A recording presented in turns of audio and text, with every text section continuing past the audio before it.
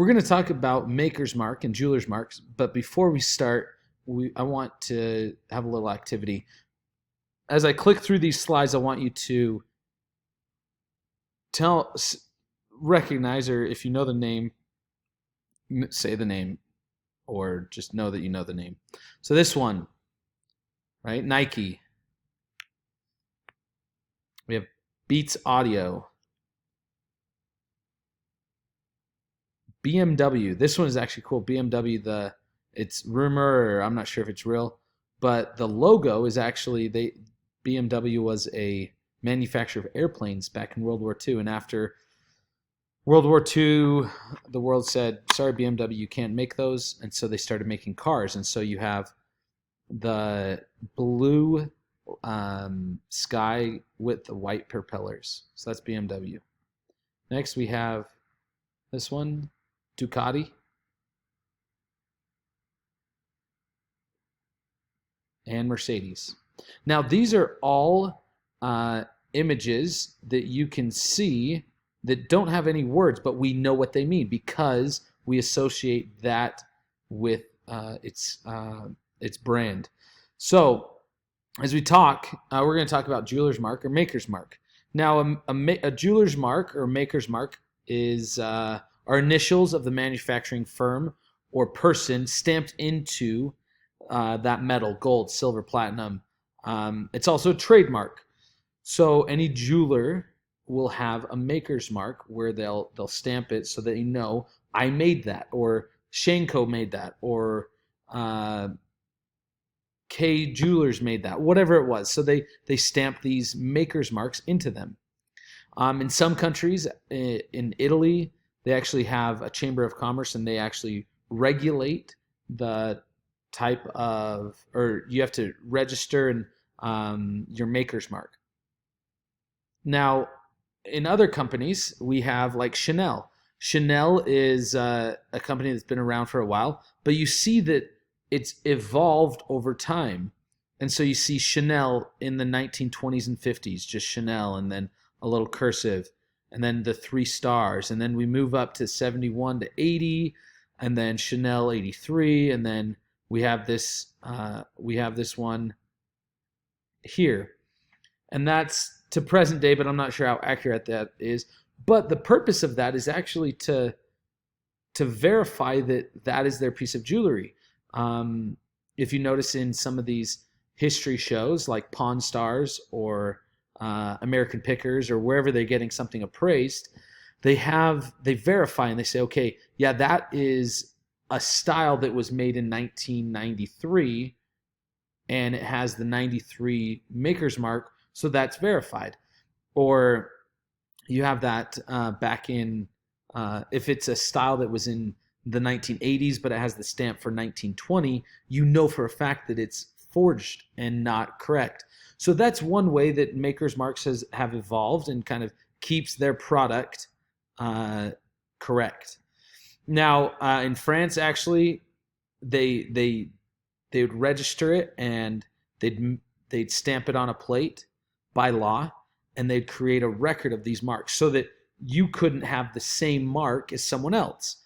And occasionally that happens, obviously in my class or in classes, because kids might have the same initials or whatnot, but most of the time not really. But in Italy, it keeps a record of it. Sadly, they were destroyed, and so they lost that history. Now, there is an antique jewelry university, and it has an extensive maker's mark database where new maker's marks, new jewelers are sending in their maker's marks to be cataloged. And these are just some of them. There's just a list of those maker's marks. And these are a good image of maker's marks as they appear in metal. And it shows up a little differently, right, on the stamp versus in metal. But these are what they are, and you have either a logo or you have initials or different shapes. But all these are specific maker's marks. And if you see right here, you have the maker's mark, BEL.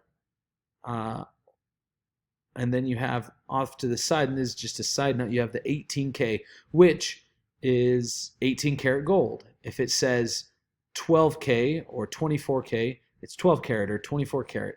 And then you have STR or sterling or 925, which means it's sterling silver. Now, how do maker's marks relate to cattle brands?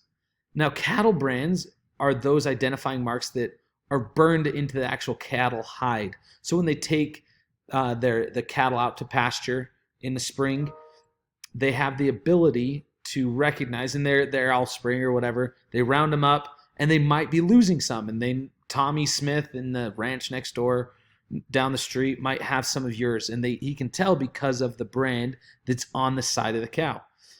And so that is it shows ownership. Nowadays they actually could put a GPS on the ear, a tag, which tracks where they are.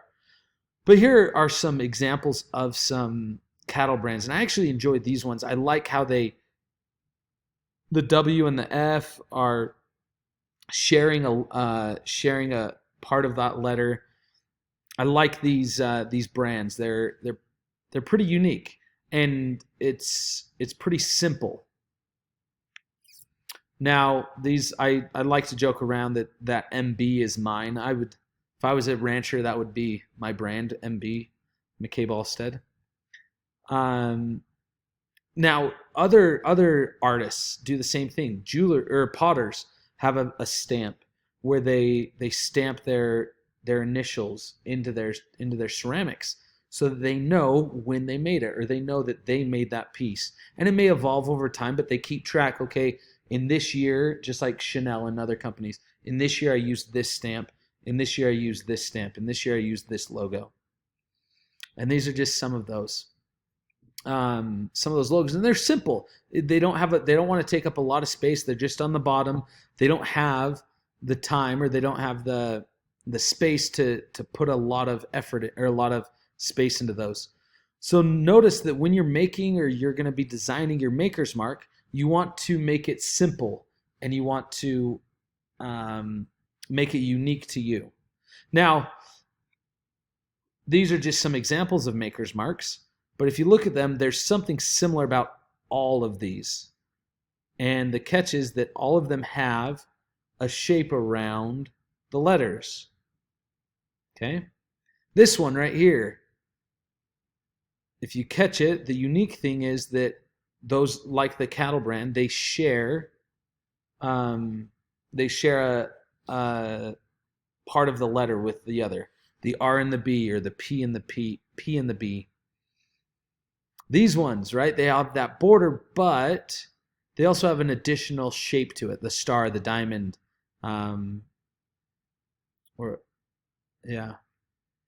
these ones, instead of letters, they actually just have the logo. They just have a design, logo for them. Okay. Now, these, right, very complicated. These are more complicated than some of these other ones. So as you guys are developing these maker's marks, think simplicity. There's a lot that you can do with these with some of the shapes and stamps that we have on that stamp paper. Now, this is just a quick demo of what you can do with some quick shapes, right? We have these 3 diamonds.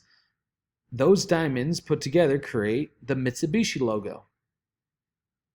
We have 2 dots here, 2 red dots, and there's a white one in there a little bit. That creates the Target logo. So just some simple shapes creates a very powerful, recognizable logo.